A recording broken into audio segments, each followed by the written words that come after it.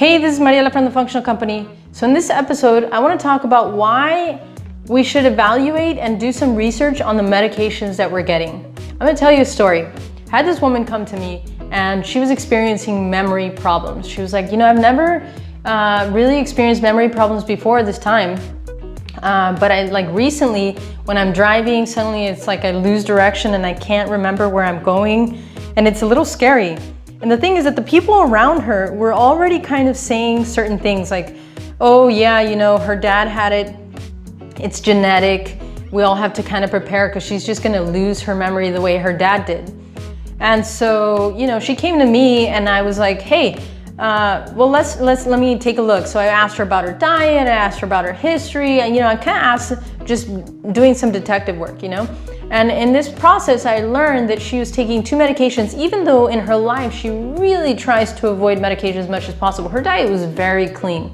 So this does not seem nutritional, but let's take a look into these medications. So what medications are you taking? So I asked her, and so, those medications, actually one of the side effects of those medications is memory loss. So I told her this and I said, look, go to your doctor and tell them that you're experiencing this. Have a conversation with them, because if you don't research your own medications, you can sometimes have side effects. I say side effects because they're still the effect of the medication, but they're not the intended effect.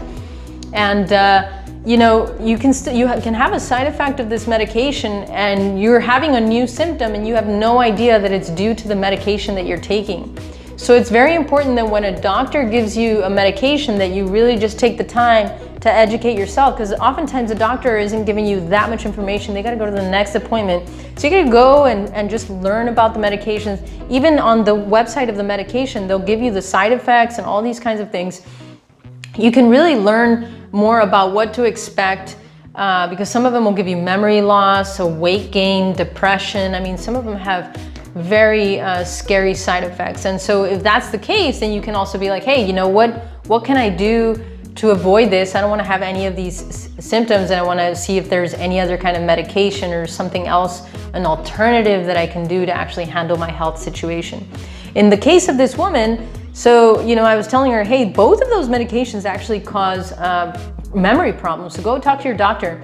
And she actually, stopped taking one of the medications for a few days and her memory got better. So she went to her doctor and she had to change those medications. But that's just an example of why we really need to research our own medications and then continue to have a conversation with your doctor about alternatives and options. You might have to get a second opinion just regarding whatever you're dealing with, just to make sure that you're on the right path and that you're actually healing as much as possible and avoiding as many of these negative side effects from medications.